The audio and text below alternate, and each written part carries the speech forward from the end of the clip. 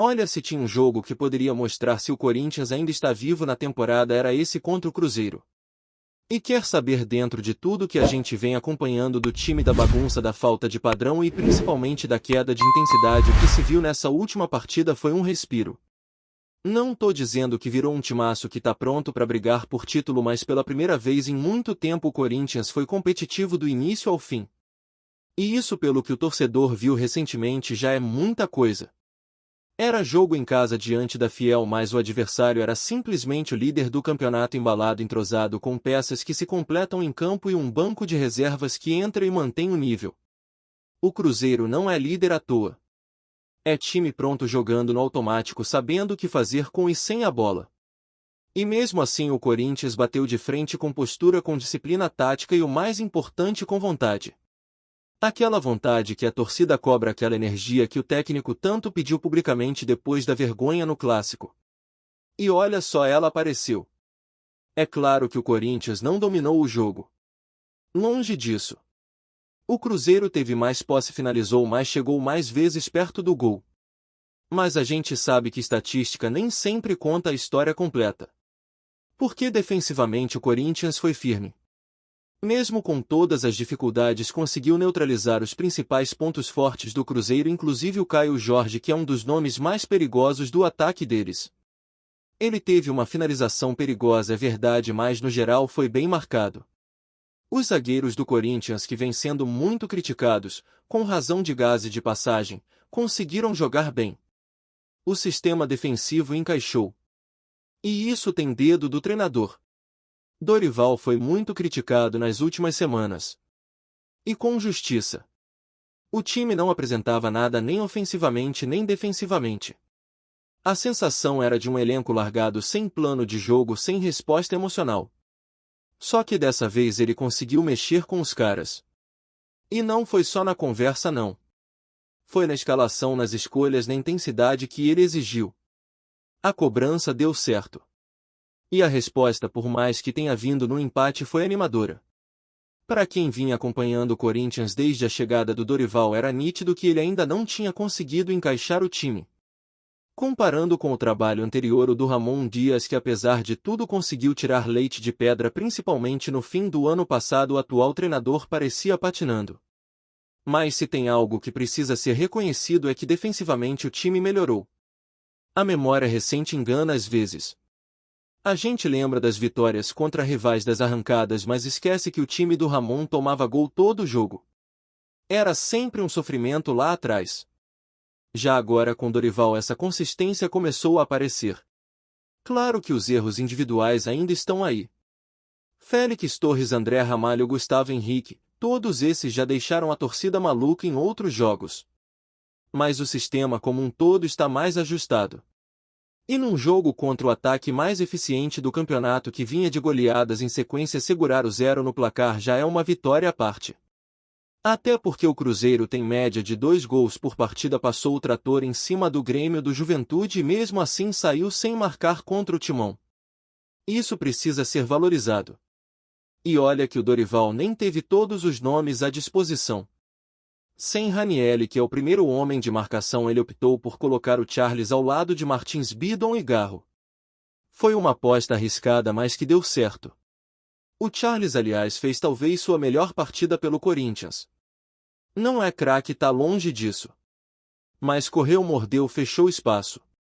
Era um jogador com saúde física em campo, e só isso já faz diferença em um time que vinha parecendo cansado, apático. Outra mudança que fez efeito foi deixar o Carrilho no banco. Ele, que em outros momentos chegou a ser o jogador mais importante do meio-campo, hoje vive uma fase bem abaixo. Parece longe da forma física ideal, está devendo intensidade e não tem conseguido contribuir como antes. Dorival segurou ele, colocou no segundo tempo e mesmo assim não mudou muito o panorama do jogo. A ausência do Carrilho desde o início fez bem ao time, por mais duro que seja admitir isso, principalmente para quem viu o que ele já jogou. E vamos falar do Garro. Que diferença faz esse cara em campo? Tá longe da sua melhor forma, ainda tá voltando de lesão, ficou um bom tempo fora por problemas pessoais também, mas mesmo assim ele tem estrela. Chama o jogo, pede a bola, tenta resolver. A entrega dele é outra. É o tipo de jogador que mesmo quando erra você vê que tá ali pra fazer a diferença. E sabe o que mais não apareceu em nenhuma das fotos das famosas baladas que tanto incomodaram a torcida na semana passada? Isso por si só já mostra comprometimento. E dentro de campo ele confirmou isso. Foi um dos que mais correram, que mais tentaram. Pode não estar ainda no auge físico, mas tecnicamente é diferenciado e mostra personalidade. Agora dá pra dizer que o Corinthians encontrou uma luz no fim do túnel, talvez. Ainda é cedo, mas o que se viu contra o Cruzeiro foi um passo. Um passo importante. Porque o futebol não é só tática. Futebol também é emocional, é ambiente, é cobrança, é pressão. E parece que a pressão bateu. A diretoria cobrou o técnico, cobrou os jogadores, se reuniram, trocaram ideia e parece que a coisa mexeu com o elenco. Teve conversa séria no vestiário, teve jogador que foi chamado na chincha por causa das saídas na noite e o resultado foi um time mais comprometido em campo. De novo não virou um timaço. Mas teve entrega. E isso já é o mínimo que o torcedor espera.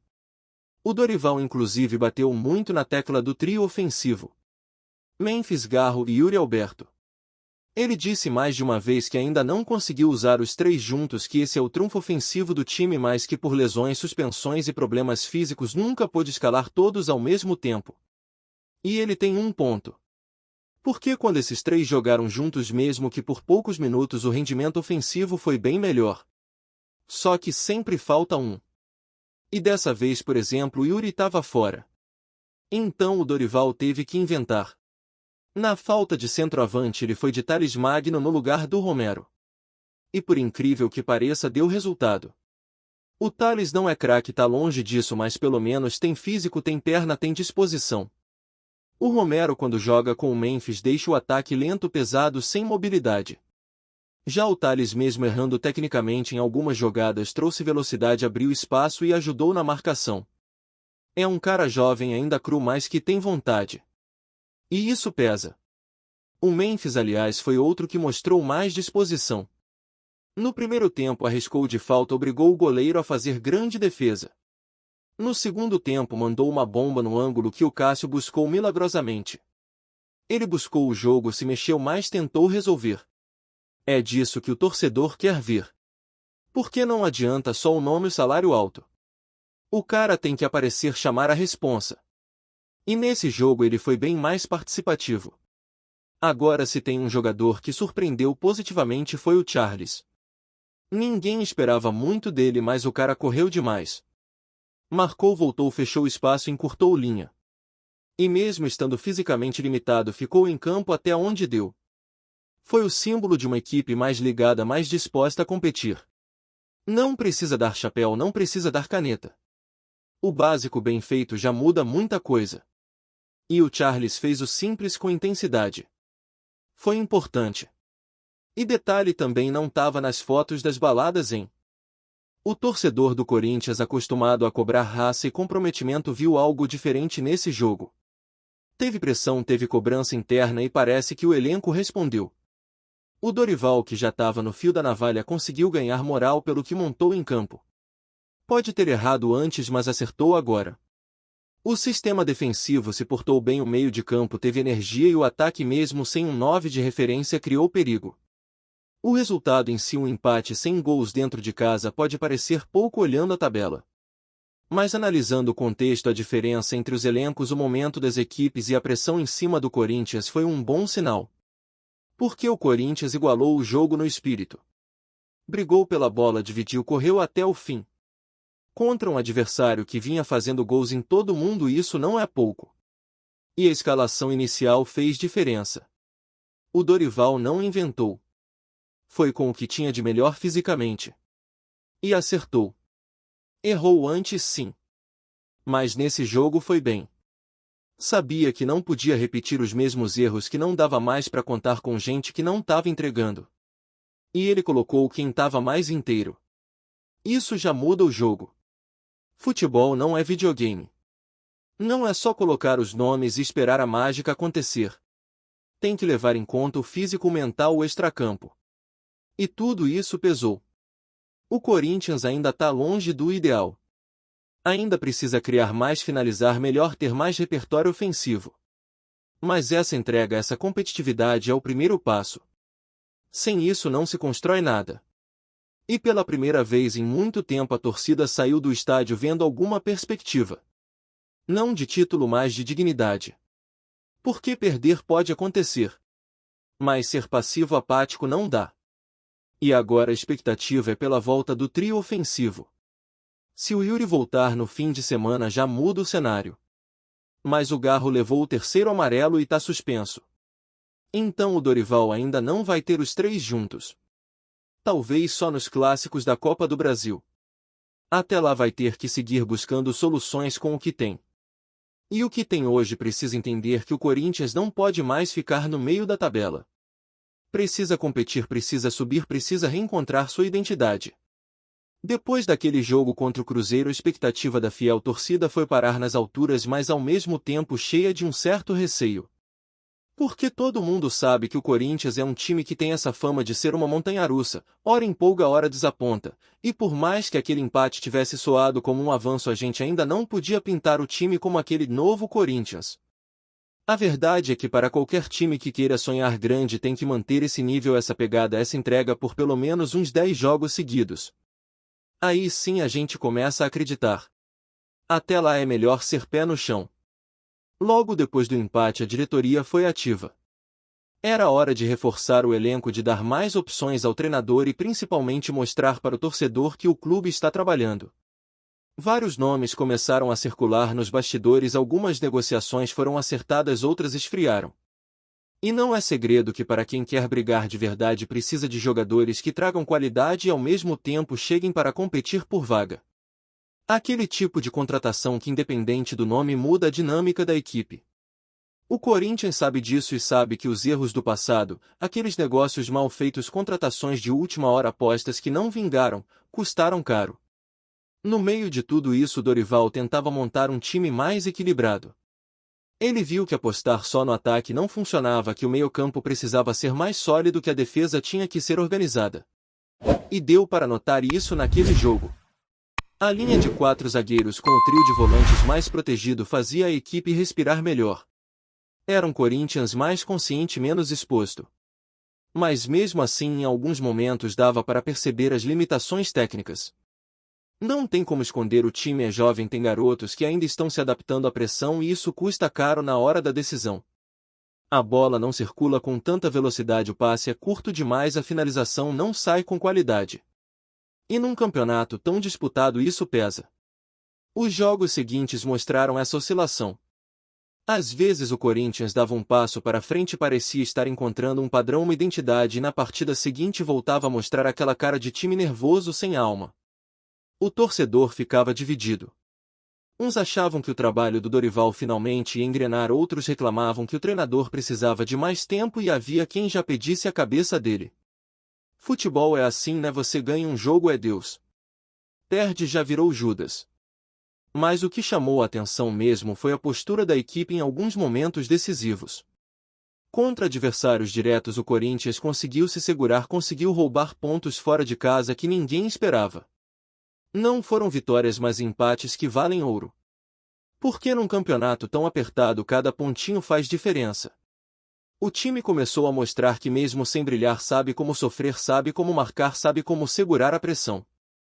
E isso não pode ser ignorado. Tem muito time que entra em campo e só faz papel de coadjuvante. O Corinthians, apesar dos problemas, conseguiu manter um mínimo de competitividade. A torcida, claro, não deixou de cobrar. As redes sociais ficaram cheias de comentários, vídeos virais com os melhores e piores momentos, opiniões contundentes e debates acalorados. E o Dorival virou alvo de análises técnicas, questionamentos táticos, elogios pontuais e críticas pesadas. No meio desse furacão, o treinador manteve a calma.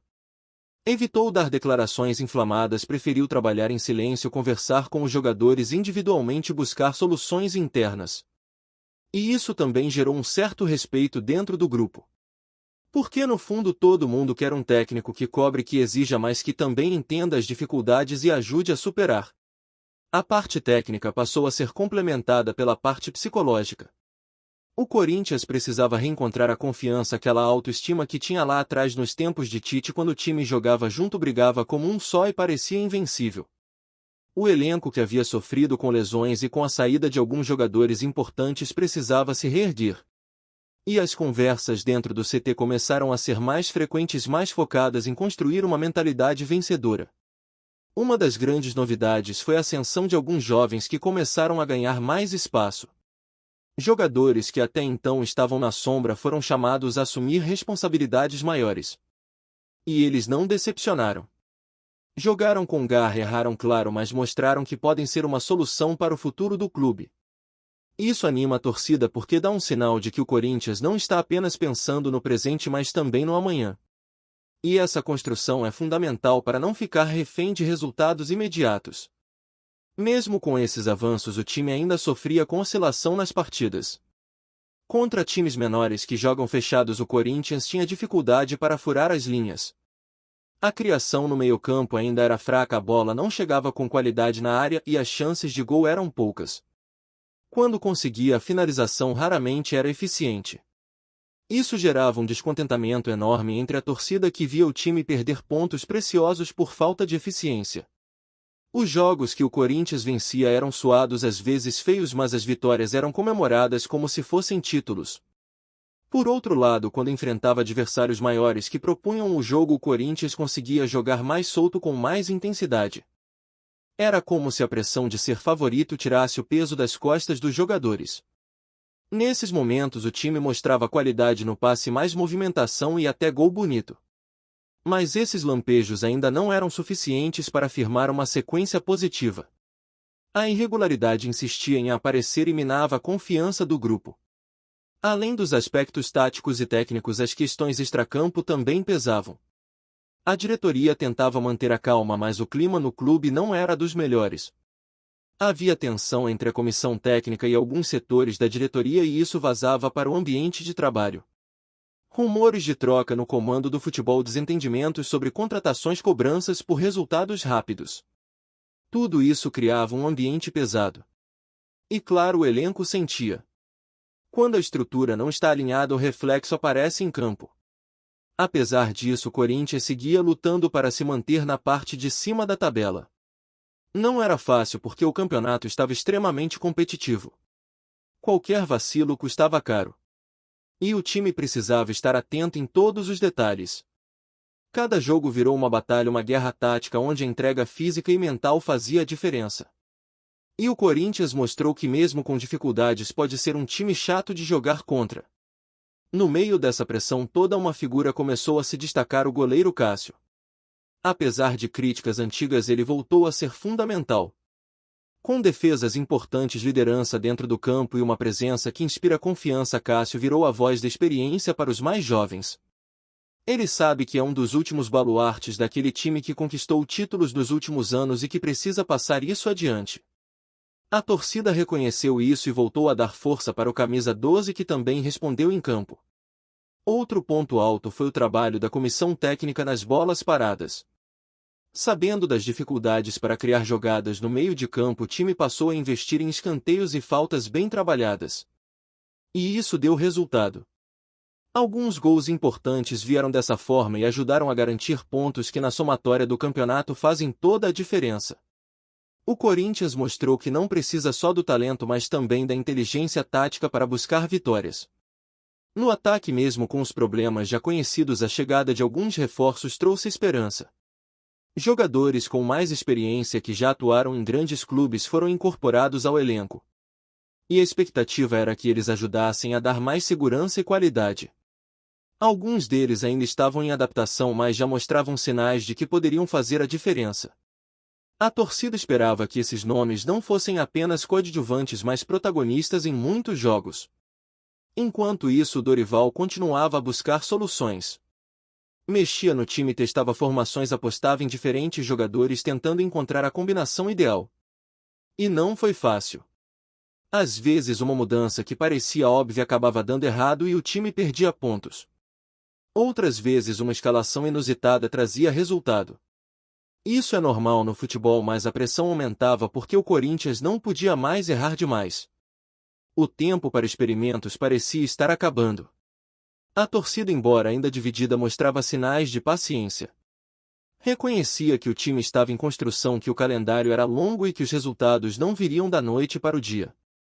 Havia quem entendesse que era necessário dar mais tempo para o treinador e o elenco se encontrarem. Mas também existia uma cobrança forte para que o clube não perdesse o foco e continuasse lutando por objetivos maiores, seja vaga na Libertadores ou até um título inesperado. O que ninguém podia negar é que o Corinthians estava em um momento decisivo. As próximas partidas seriam cruciais para definir o rumo da temporada. Se conseguisse engatar uma sequência positiva, poderia sonhar com algo maior. Senão, a queda na tabela poderia ser vertiginosa. E isso colocava ainda mais pressão em jogadores, comissão técnica e diretoria. Em meio a tudo isso, o ambiente no CT tentava se manter o mais profissional possível. Os jogadores mais experientes buscavam ajudar os jovens, transmitiam confiança e liderança. E os mais jovens, por sua vez, tentavam absorver cada ensinamento para crescer dentro do clube. Era um momento de aprendizado, mas também de responsabilidade. Porque vestir a camisa do Corinthians significa carregar um peso, uma história, uma torcida apaixonada que não aceita nada menos do que a vitória. O campeonato seguia e o Corinthians precisava mostrar mais do que já tinha mostrado até então. Mais organização, mais intensidade, mais talento e, acima de tudo, mais união. Porque é isso que faz a diferença em momentos difíceis. E a Fiel, como sempre, continuava ao lado do time, com esperança, com cobrança, mas também com aquele amor que só quem é corintiano conhece. Antes de prosseguirmos, te pedimos que deixe seu like e já se inscreva no canal para não perder nenhuma novidade exclusiva do Corinthians. Continuando. Os bastidores do futebol brasileiro seguem em ebulição, e o burburinho da vez promete estremecer o mercado da bola. Richarlison no Corinthians. Sim, o nome do atacante da seleção brasileira e do Tottenham tem sido ventilado com força nos corredores do Parque São Jorge. Embora nada tenha sido oficialmente confirmado até o momento, fontes ligadas ao clube e pessoas próximas ao staff do jogador garantem que o acerto está por detalhes, ou até já teria sido selado longe dos holofotes. A movimentação ganhou força nas últimas horas, com rumores de que Richarlison já teria assinado um pré-contrato com o Timão. O camisa 9, que viveu altos e baixos na Europa, estaria disposto a retornar ao Brasil para recuperar a confiança e reencontrar o bom futebol, especialmente após uma temporada instável no futebol inglês. O Corinthians, por sua vez, vive uma fase de reformulação e vê no atacante uma peça capaz de mudar o patamar da equipe no Campeonato Brasileiro. Nas redes sociais, torcedores alvinegros já tratam a possível chegada do Pombo como um verdadeiro presente. Alguns perfis chegaram a publicar supostas imagens do jogador em São Paulo, alimentando ainda mais a especulação. O técnico Antônio Oliveira, ao ser questionado, despistou, mas deixou no ar que grandes novidades podem estar a caminho. Há quem diga que o acerto envolveria um empréstimo com opção de compra, viabilizado por investidores interessados em impulsionar o nome do jogador no cenário sul-americano.